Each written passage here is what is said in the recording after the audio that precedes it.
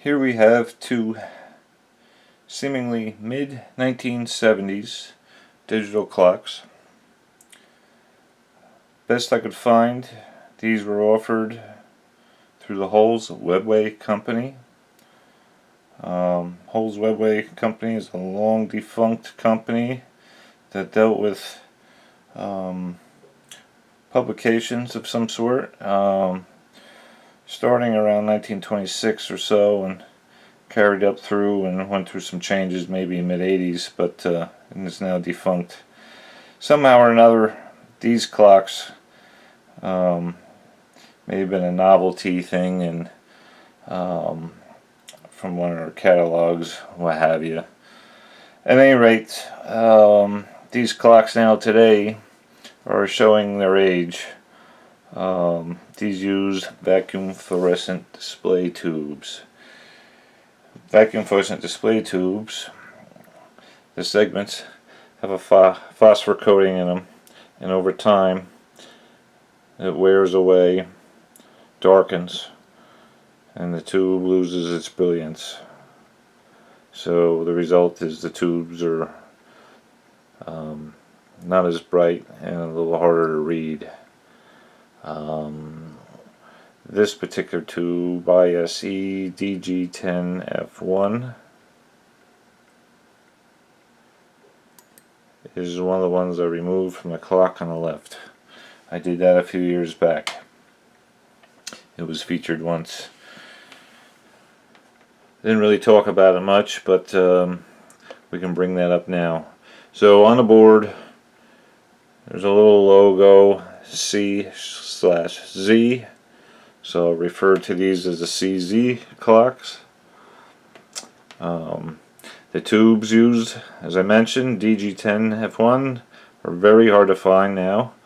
For this clock and another one like it, I have bought a bunch of new old stock, and they're hard to find now. Some calculators use them.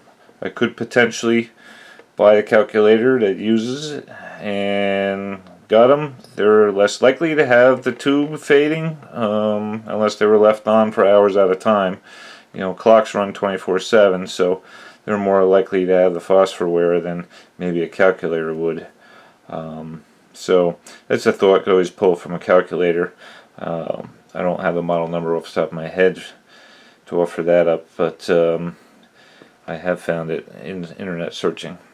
So the clock driving circuit is the MM5314N, which I typically like to showcase.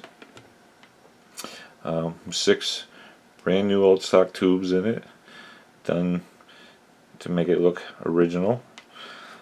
These generally come with 2 setting buttons, a slow and a fast. I did add a third for hold.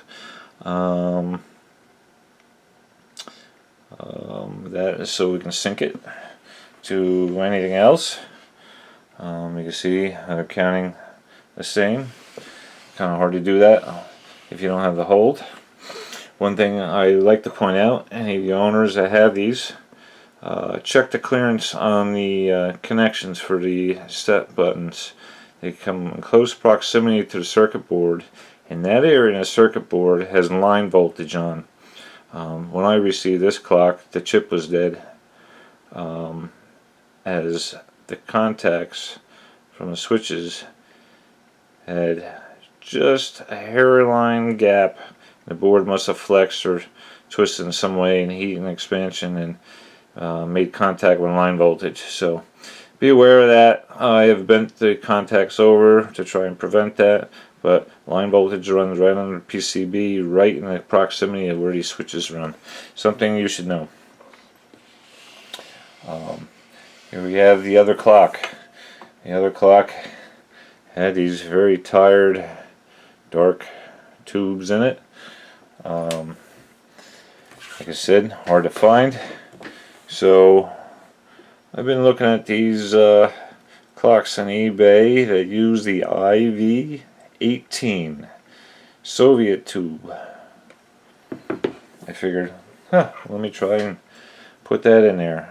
I think these were used in calculators as a display, and maybe some other applications as well. NB translates to IV-18.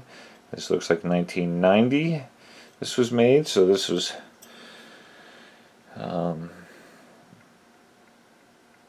still being used up at least till then. I don't know what they're doing with these now.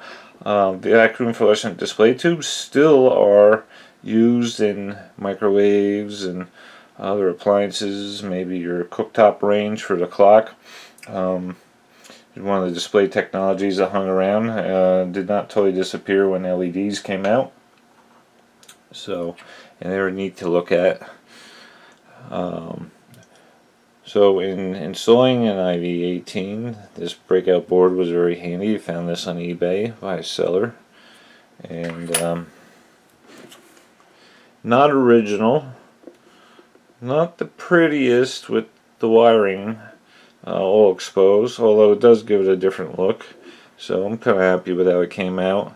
And I probably have one of the only USA clock circuits with an IV-18 Soviet tube being driven mid-70s or so. So that's pretty much all we have to say about that. And I hope you enjoyed the video. Thanks for watching. Stick around for more.